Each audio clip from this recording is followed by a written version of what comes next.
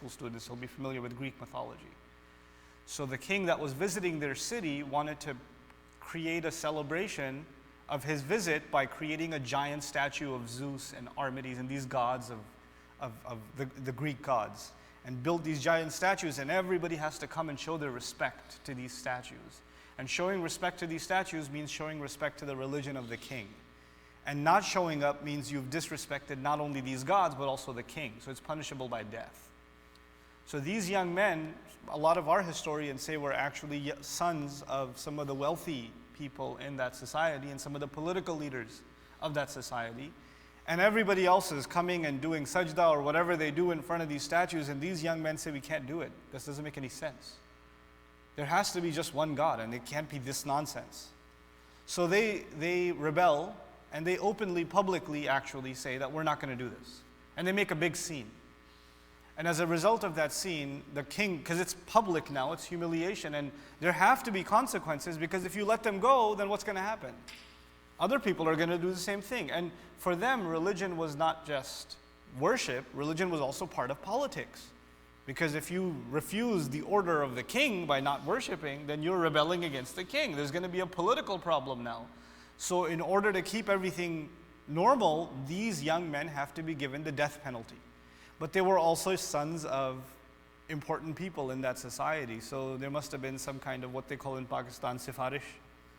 Like let them go easy, and some kind of shafa'ah for them, some kind of rahmah for them.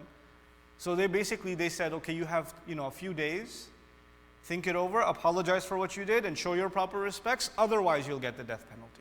We won't give the death penalty right away. It's in this time that these young men ran away into a cave, went into hiding.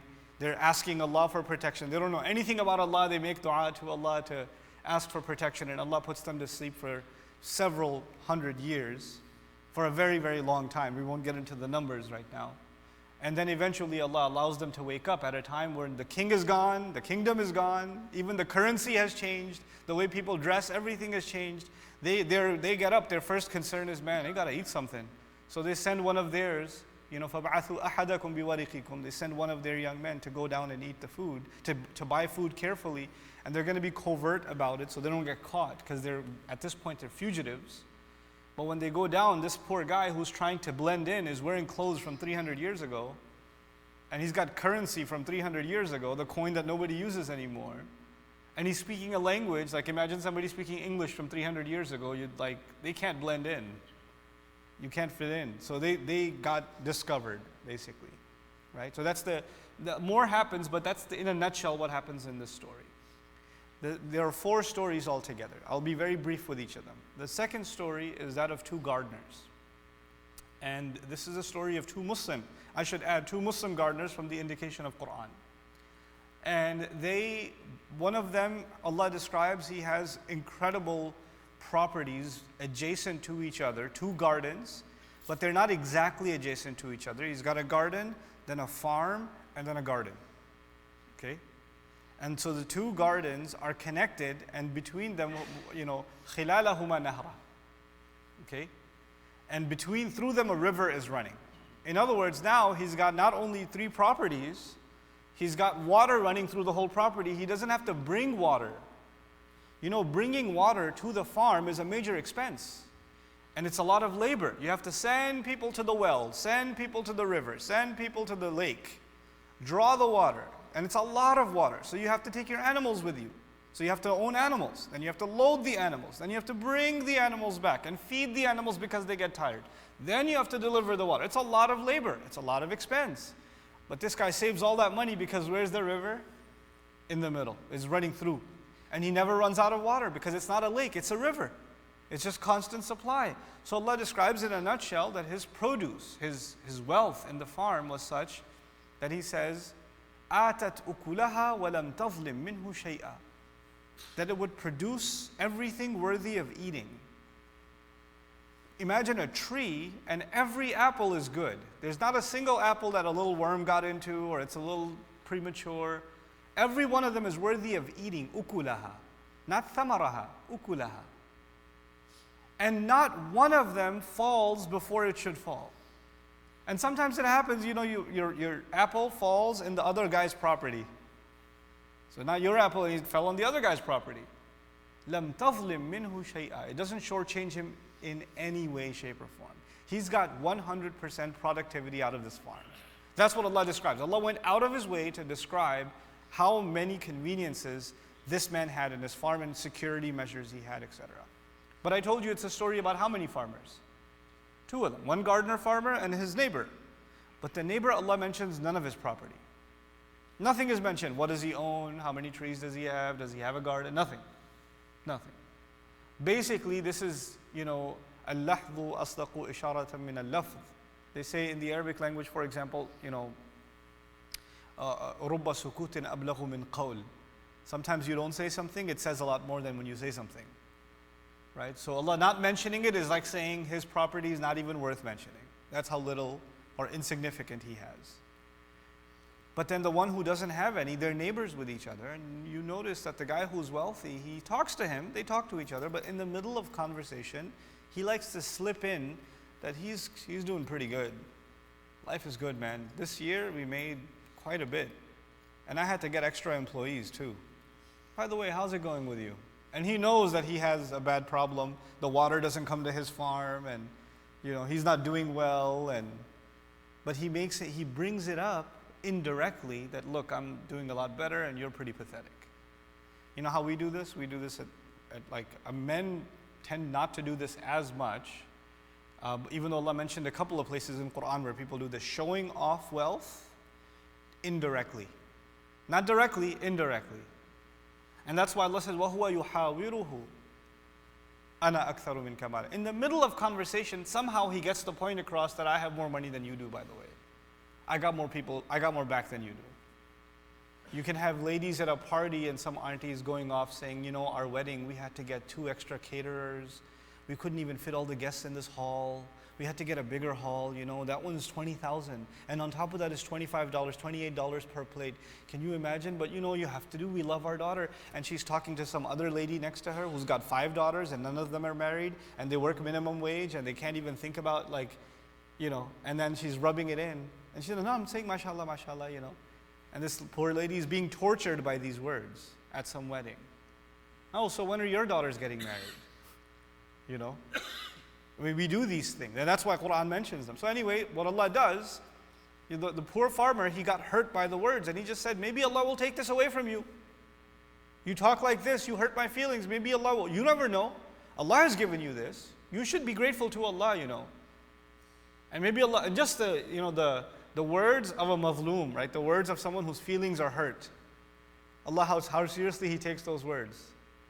That very night, there's actually, Allah sends a ta'ifa, a group of angels that come and they descend and, the husbana min as-sama descends on him. This destruction falls from the sky. By the morning when he wakes up, garden is gone, completely gone. It's completely wholly wrecked. And the last words in the story are, Ya laytani lam ushrik bi rabbi ahada. If only I hadn't done shirk. And that's strange because he didn't say I worship. The previous story was about shirk, remember? What did they worship? The Greek gods. Now this story, they didn't do any shirk. He didn't do any shirk. He just said, I got more money than you do. I don't think this is ever going to come to an end. Allah loves me too much. What was his shirk? His shirk was his reliance on material. He thought, this is it. This doesn't come from Allah. They can't go anywhere. I have a good business plan. I have a river running in between. What could go wrong? What could go wrong? As though this has abadiyah. This is forever. When you say this is forever, you've taken that away from Allah. Only Allah is forever. So when you even have that thought, now we're learning in these ayat that not only words are shirk, thoughts are also shirk. You can have shirk in your thoughts and not just in your words. So anyway, Allah destroys his garden, he learns his lesson. That's their second story. The third story, very unique, is the story of Dhul Qarnayn. Or actually, the story of Musa and Khidr. Musa alayhi salam makes 3 stops. This is a complicated story. I'll summarize it very briefly. Musa alayhi salam is commanded by Allah to go on a journey to learn, to find a teacher. Allah points him out to a teacher. And so after some difficulty, he finds this teacher. When he finds this teacher, the teacher says, you're not going to be very patient as a student. I don't think you can survive this education. I don't think this is a good idea for you. He says, سَتَجِدُنِي إِنْ شَاءَ اللَّهُ صَابِرًا. I'm going to be patient, inshallah. Just give me a chance. Let me come with you. So they go together. Now, Musa alayhi salam, by the way, the scholar of the recipient of the Torah being the most scholarly book in history until the Quran, actually, in world civilization, the first major document, historical document, that is a source of scholarship, across even Western scholars, they consider it the Hebrew Bible. He's the recipient of basically the father of scholarship all the way up until the revelation of the Quran. The most knowledgeable man on the earth. And he's going to go learn. But he's not going to go learn in a classroom. And he's not going to go learn in a university. He's going to go learn in real life. And so he goes outside, they get on a ship. He tells them to get on board a ship. Some people are riding, some young men, they own a boat of some kind and a vessel. They get on the boat. They go, his teacher, Khatira, tells Musa alayhi salam, let's go downstairs. They go underneath the bottom deck. And he starts ripping out the planks of the ship. And now of course water's coming in. And they're inside, like we're all going to drown. What are you doing? أَخَرَقْتَهَا لِتُغْرِقَ أَهْلَهَا. Did you tear that open so you can drown everybody in the boat? What are you doing? And he says, I told you, you can't be patient with this kind of education. You can't handle this. He says, okay, you know what, I back off. لَا تُرْهِقْنِي مِنْ أَمْرِي عُسْرًا. Don't be hard on me. Okay, I get it. I won't say anything. Sorry about this one. So the boat is starting to sink. They have to pull it to the side, and they get off the boat. And they move along, and he sees a young boy. And Khatira goes over and he kills the boy. It's like 11, 12-year-old boy, I imagine, and he just kills him. أَقَتَلْتَ نَفْسًا زَكِيَّةً بِغَيْرِ نَفْسٍ. You killed somebody innocent? Who did he kill? What has he ever done? How could you kill him like that? And he says, I told you, you can't handle this kind of education. أَلَمَ قُلْ لَكَ إِنَّكَ لَن تَسْتَطِيعَ مَعِيَ صَبْرًا. Didn't I tell you you're not capable of patience with me? He says, إِن سَأَلْتُكَ عَنْ شَيْءٍ بَعْدَهَا فَلَا تُصَاحِبْنِي. By the way, Musa alayhi salam, when he sees something wrong, he takes action. That's his personality. When he sees women getting water, or women waiting and the men are not giving them a turn to get water, he grabs their water buckets and gets it himself. سَقَالَهُمَا. He just does it himself. He sees somebody getting beat up in the street, he goes and فَوَكَزَهُ مُوسَى فَقَضَى عَلَيْهِ. He can't take it. When he sees something wrong, he acts. He can't stay quiet and just watch some wrong go on. The only reason he's holding back is he's being told this is from Allah. Like Allah has told you this is your teacher. If this was somebody else, there may have been a punch involved. Because he doesn't take that lightly, alayhi salam. So he's holding himself back. Anyway, they keep going. And they go into this village.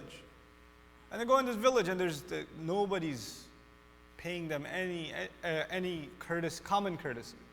People are mean, they're rude, they're traveling through this land and nobody even lets them, where's their well? Get out of here, I don't want to talk to you. Everybody is, فَأَبَوْا أَن يُضَيِّفُوهُمَا. They refuse to be even a little bit hospitable towards them.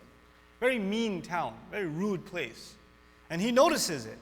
And so they get to the middle of the town and there's this broken down, dilapidated wall.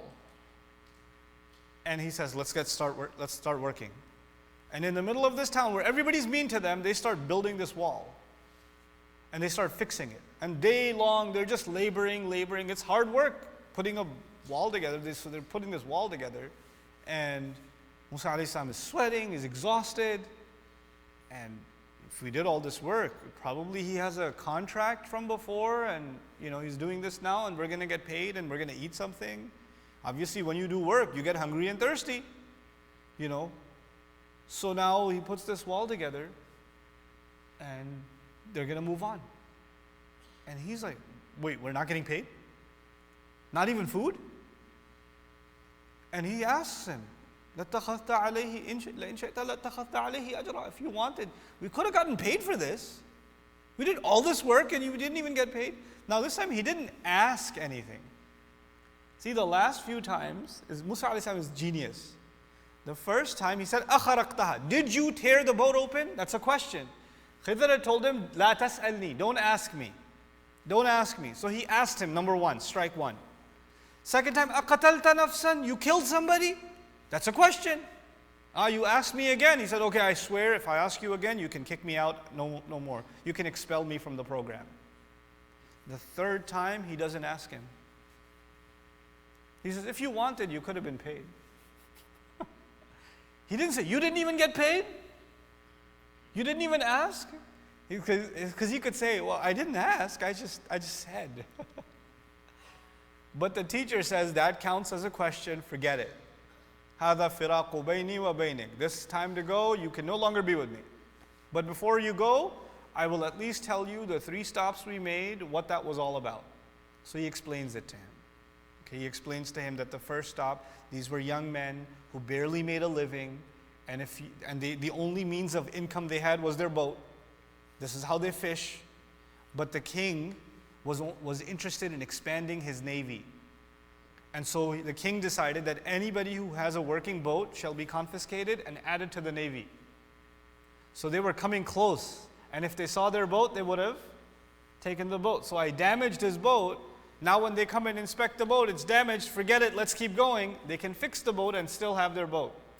If the boat was intact, they would have lost it. They would have had no way of making money. That's why I damaged the boat. The boy I killed, Allah knew that when he grows older, he was going to torture his parents. Those are the ayat actually I recited from Surah Kahf. Children who torture their parents when they grow older. Right? And he was going to be a source of great evil for them. Allah decided to give him an early death. By the way, that's a mercy on the child too. Because that boy dies innocent, which means he goes where? He goes to Jannah. If he had lived longer, he would have violated against his parents, which means he would have gone where? To Jahannam. And Allah replaced him with another child. Right? So sometimes when children receive a death, then it's not like they were going to grow up to be evil, but there's certainly khair in it because it guarantees their akhirah. We don't believe this is the only life. So khair, he explains that to him. The last story, so the last part, he says, well, I built this wall because this town, you can tell people are very greedy, mean they don't even give you what?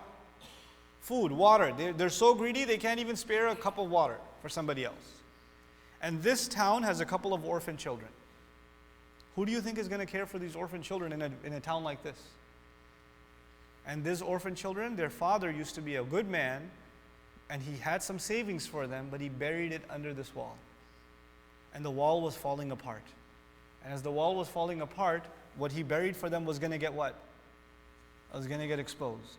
And these children are young. They can't protect their property. So people were going to come and take all their wealth.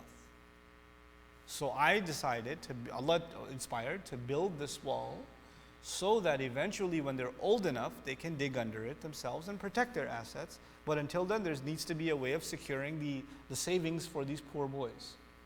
You know, they know where it is, but this is what was going on. And so, هذا تأويل ما لم تستطع عليه صبرا. This is what was going on behind the scenes of all the things you couldn't understand. This is your third story. I'll review very quickly the story of the cave, the young men in the cave. Then you have the story of the gardeners, the 2 gardeners, and then you have the story of Musa alayhi salam and Khidr. The last story is Dhul Qarnayn, who Allah has given him a unique combination. Very rare combination. What's that rare combination? Power and guidance. In the world today, you find people with guidance, but they have no what? They have no power. Or you have people with a lot of power, but unfortunately have no guidance. This is a very rare combination. And so you have this man who Allah has given guidance, and He's also given him power. And he uses every bit of power he can. But he uses it for justice, for good things, because Allah has guided him. So Allah describes everywhere he goes, he basically establishes justice. So he goes, matla'i shams, towards where the sun rises. He goes, maghrib shams, matla'i shams. He goes to the west, he goes to the east where the sun rises. When he goes to the west, he finds people. And how do you deal with these people? Well, the ones among them who do good, we're going to take care of them. Good citizens, we'll take care of them. Criminals, we'll deal with them. Basically, he's saying that I'm going to establish justice. He's not saying people that are my ethnicity, I'll take care of them. People that come from my background, I'll give them special positions in government. He's just saying if people do good, they should be rewarded. In this world and with Allah. He mentions that. And when people do bad, I'll punish them here and Allah will deal with them. But there need to be social consequences. He travels, he sees another people, who basically have no civilization. They have no infrastructure. It's interesting that what he does. He doesn't impose what's called isti'mar nowadays in Arabic, colonization.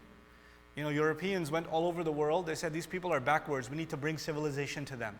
We need to build their roads and their trains. And they did that by enslaving those people. Thank you very much for the train station, and now we're enslaved to you. تِلْكَ نِعْمَةٌ تَمُنُّهَا عَلَيَّ أَنْ عَبَّدْتَ بَنِي إِسْرَائِيل. That's what they do, right? They do some favor and enslave entire nations. Now there's a new kind of economic slavery. They'll go in and they'll build factories and create jobs in villages. Some of these companies. Now it's not even governments that enslave people, it's companies now that enslave people. And they'll pay much less than minimum wages. And now they have even some of these major corporations, they have factories out in the what they call the third world. And they call it the third world because those are third class citizens. So if they die, it's okay. And so you have those factories and they're protected by guards. Why do you need guards at a factory? Watching the people work. Because, nobody should get out of line. It's crazy the kinds of corruption that takes place in the world. But anyway, he realizes that some places in the world, you don't have to bring city life to them. You should leave them alone. كَذَلِكَ وَقَدْ أَحَطْنَا بِمَا لَدَيْهِ خُبْرًا. Just leave them alone. Leave them be. Some places are supposed to stay the way they are. So he sees some people, they don't have a lot of development, he lets them be, and that's part of his justice and his mercy on those people. Then the third place he goes, he finds the people that live in a valley, and they have a problem because around the mountains there are some raiders called Ya'juj and Ma'juj. And they come, they loot them, and they go back up in the mountains. They have a crime problem. And so what is he going to do? He has a massive army, he's a powerful king. He could actually wage war against Ya'juj and Ma'juj. He could do that, but he chose not to do that. He chose to actually create security for that nation. He builds a massive giant wall, and he uses the people to build the wall. That's really interesting. Inshallah, maybe some other day we'll have a detailed conversation about private contractors and how military budgets are used to actually bankrupt nations, bankrupt the people. Wars, when war comes, the industry rises, right? Because you have to build defenses, you have to get more cars, you need more, whatever, weapons, whatever you need. What happens in the United States, some corporations make a lot of money because of war, right? But that money stays, it doesn't actually go down to the people, it stays in these corporations, And so what does he do? He actually says the people have to help me build this wall. I'm not going to build it. I'm not going to build my soldiers from the other side of the world, and you're going to pay them. You people are going to get employed. You're going to build this wall. And he pays them.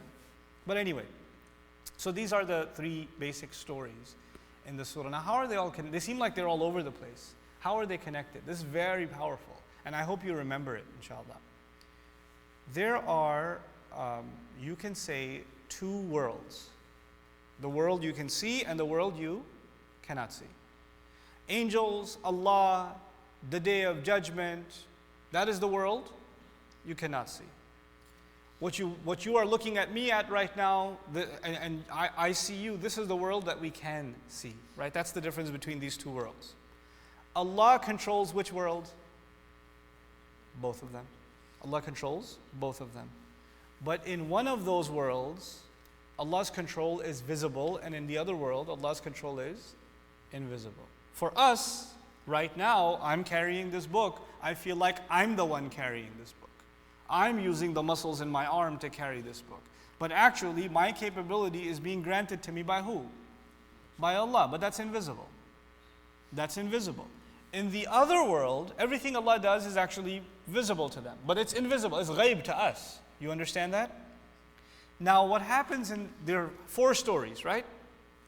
In the first story, sometimes Allah does things that makes He comes out of the invisible. and you can see that it can only be Allah who did this. What did He do? He put these young men to sleep for how long? 300 years. So now, nobody can explain that these guys, they must have had some serious lassi the night before, or they must have had some very heavy dinner. That's why they, no, this has to be from Allah. So now Allah's intervention, Allah's, tadakhul is visible. Now you know this can only be Allah. You with me? The second story, how did the garden get destroyed? From the sky, rain, tornado. These things, can they come from anybody else but Allah? No. An earthquake, a tornado, a storm, they can only be attributed to Allah Azza wa Jal. Now Allah's intervention is also what? Visible. Is visible. Now look at the next two stories. In the third story, Musa alayhi salam sees this guy rip a boat open, kill a boy, build a wall, and he has a problem with each of these things. He has a problem with each of these things because he sees the one who did it is who? This man. And he doesn't see that the one who actually commanded it is who? Allah. Allah's role was more what? Invisible. Sometimes Allah's role is visible, sometimes Allah's role is invisible. You with me so far? So we've got two visible stories and one invisible story. Dhul Qarnayn goes around, he builds a wall, he fights off crime, he's doing all these things. What do people see? They see Allah doing something or they see Dhul Qarnayn doing something? They see Dhul Qarnayn. They see that the role of Allah is what? Invisible. So in two stories, Allah's intervention is visible, and in two stories, Allah's intervention is invisible. Now, for most of your life and most of my life, is Allah's intervention visible or invisible? Think about it and answer. It's invisible. It's invisible. You go in your garage, you start your car, you don't say, Allah started this engine, I turned the wheel. You don't even think about it. The role of Allah in most of our life is what? Invisible. Now when you get used to that, when you get used to not recognizing the role of Allah, then you start becoming reliant on the world that you can see. And when you start relying on the world that you can see, when a problem happens, then you start losing your iman. Where is Allah? How come Allah didn't help me? Why is Allah invisible right now? I just lost my job. Where is Allah? My child is sick. People start losing their iman when they see that Allah is not there. How come Allah is not helping?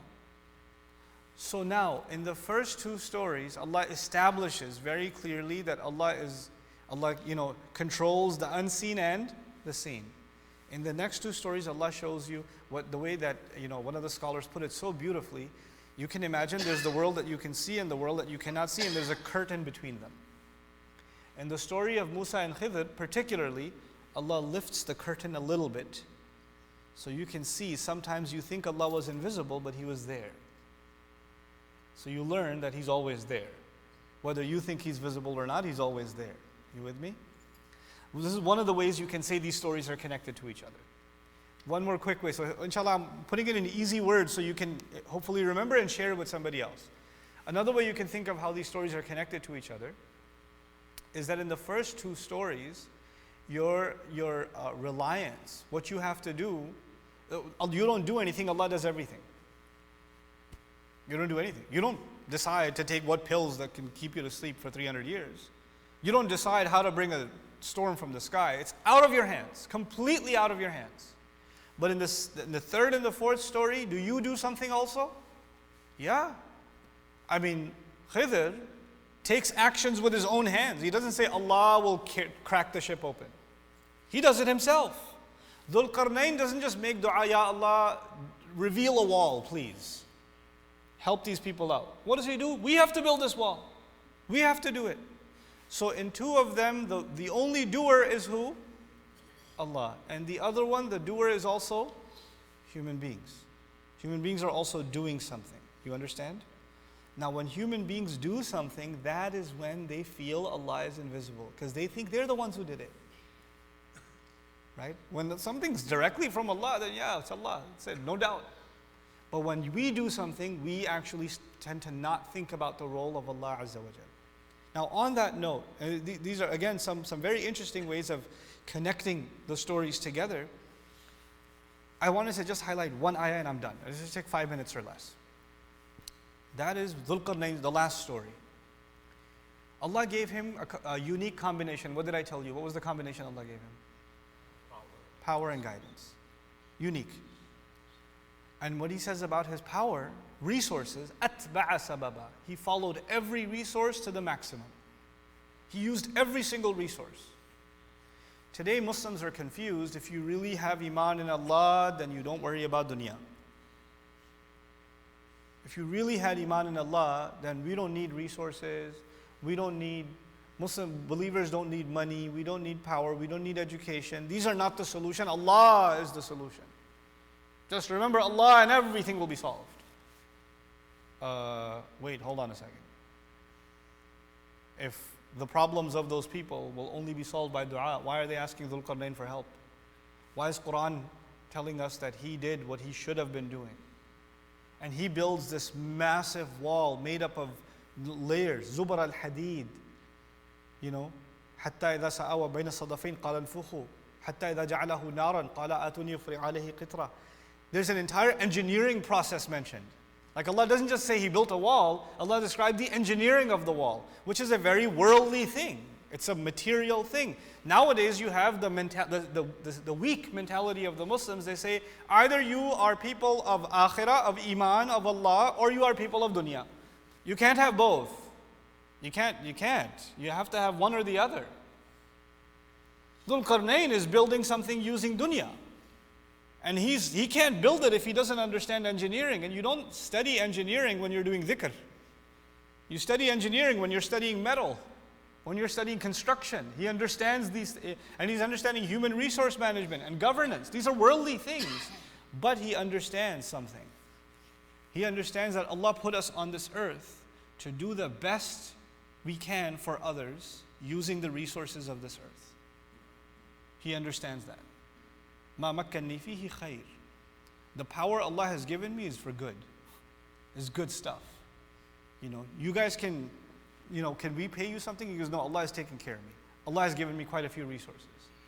Use the resources Allah has given you, but don't become like the gardener, because the gardener also had resources, you remember? But what was his problem? The attitude was wrong.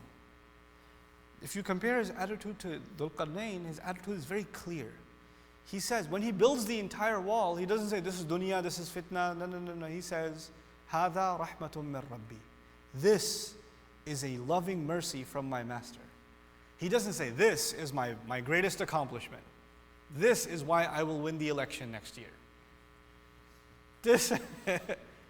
He looks at it, he did it with his own hands, but he realizes, even though I can see my hands, I always believe in the invisible hand of Allah that allowed me to get here. So his concluding speech is, this is actually not from me.